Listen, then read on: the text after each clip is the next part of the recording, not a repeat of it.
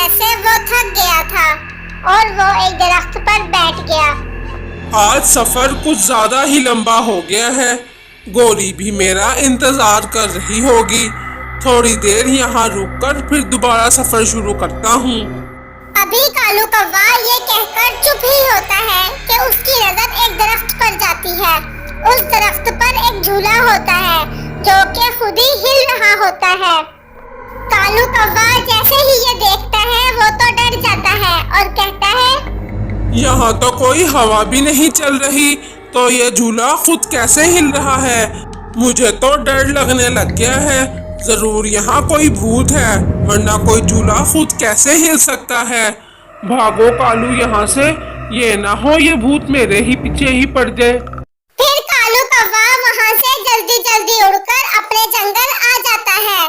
जब कालू कौवा अपने घोंसले में आता है तो वो पूरे तरीके से डरा हुआ होता है और वो गौरी को आवाज देता है, गौरी उठो, गौरी उठो। लेकिन वो तो बहुत गहरी नींद सो रही होती है।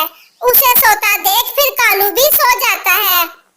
अगली सुबह जब गौरी और कालू उठते हैं तो गौरी कालू से पूछती है, कालू जी आप कब आए हो? मैं तो आपका इंतजार कर कर के सो गई थी। लेकिन कालू कौवा बिल्कुल चुप था, क्योंकि उसे रात वाली बात अभी तक भूली न थी।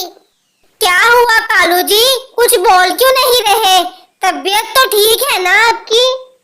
हाँ तबीयत ठीक है मेरी गौरी। तो मेरी बात का जवाब क्यों नहीं दे रहे आप? मैं तुम्हें एक बात बताना चाहता हूँ।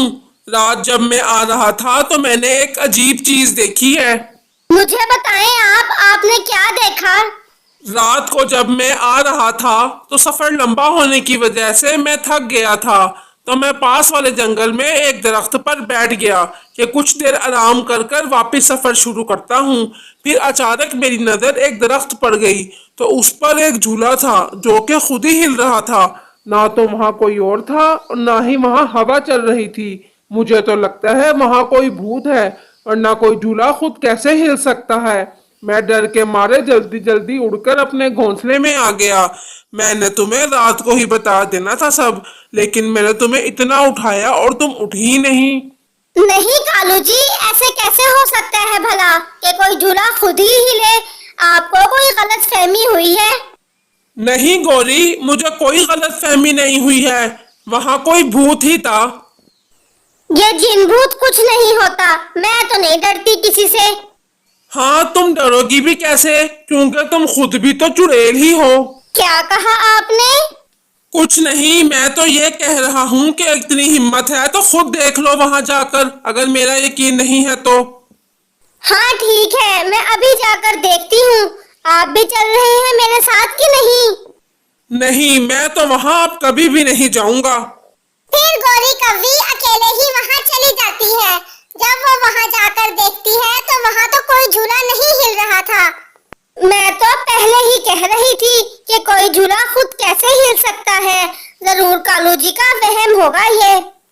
फिर वो वहाँ से वापस आ जाती है। हाँ देखा फिर वो झूला कैसे हिल रहा था। वहाँ तो कोई झूला नहीं हिल रहा था। जरूर आपका वहम है ये। नहीं, मेरी आंखें धोखा नहीं खा सकती। ये भी तो हो सकता है कि भूत दिन में सोते हो और रात को जागते हो।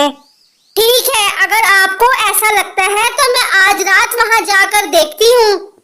जैसे ही रात होती है गौरी कौवी वापस उस जंगल की तरफ जाती है।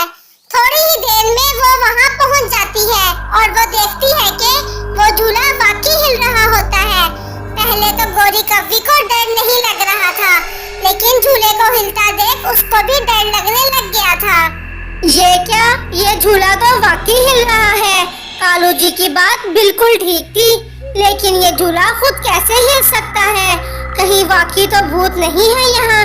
लेकिन मैं भी गौरी कौवी हूँ, मैं भी किसी से नहीं डरती। अगर ये भूत भी है तो मैं इसको भगा कर ही रहूंगी। फिर वो एक पत्थर उठाकर उस झूले पर मारती है तो वो झूला रुक जाता है। वाह गौरी, तेरे एक पत्थर से ही ये झूला रुक गया है। कालू जी फजूल में ही डर रहे थे इस झूले से। अब घर जाकर उनको बताती हूँ। फिर गौरी कौवी वहाँ से चली जाती है। जैसे ही वो वहाँ से जाती छोटी सी चिड़िया का भूत आता है। उसके सर पर पत्थर लगने का जख्म होता है। इस कौवी ने मुझे इतनी जोर से मारा है, इसे कुछ भी नहीं कहा था मैंने। मैं इसे छोड़ूंगी नहीं, ये जानती नहीं है मुझे, इसने किससे पंगा लिया है। मैं रोज यहाँ झूला झूलती हूँ, मुझे कभी किसी ने कुछ नहीं कहा। मैं इस कौवी को श्राप देती हूँ, जब जब ये कुछ खाने लगेगी तो इसका भोजन गायब हो जाएगा। ये कौवी अब भूखी मरेगी। अगले रोज कालू कौवा गौरी से पूछता है, हाँ गौरी, कल रात तुम गई थी, वहाँ झूला हिल रहा था ना?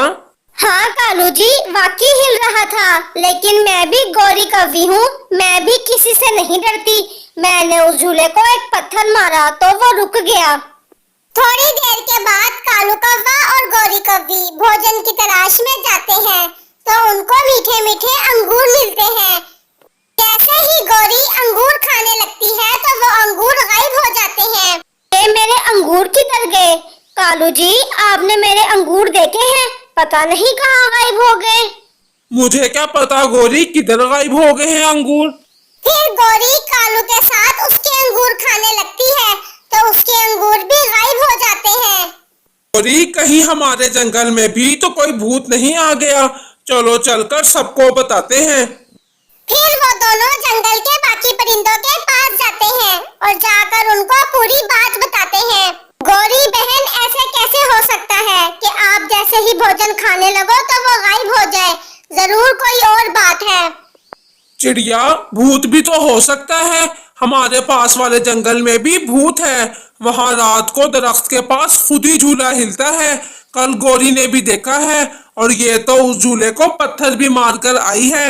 कहीं गौरी बहन उस झूले को पत्थर मारने की वजह से ही तो ये सब कुछ नहीं हो रहा। अगर ये सब कुछ इस वजह से हो रहा है तो हम उनसे माफी मांग लेते हैं वहाँ जाकर। फिर रात को सब उसी जंगल जाते हैं। अगर यहाँ कोई भूत है तो सामने आए, हमें आपसे बात करनी है। तभी वहाँ उस छोटी चिड़िया का भूत आता है। कौवी, तुम फिर यहाँ आई हो? कल तो मेरे सर पर पत्थर मारा था, आज किधर मारोगी मुझे? मुझे माफ कर दे भूत जी, मेरे से गलती हो गई। मैं एक अच्छी भूत हूँ, मैं किसी को कुछ नहीं कहती, बस मैं रात को यहाँ झूला झूलती हूँ, लेकिन गौरी ने मुझे पत्थर मारा, इसलिए मैंने इसको श्राप दिया था। मुझे माफ कर दे, मैं आइंदा ऐसा कुछ नहीं करूँगी। ठीक है, जाओ। अगर अगली दफा ऐसा किया तो खाने लायक तो क्या, जिंदा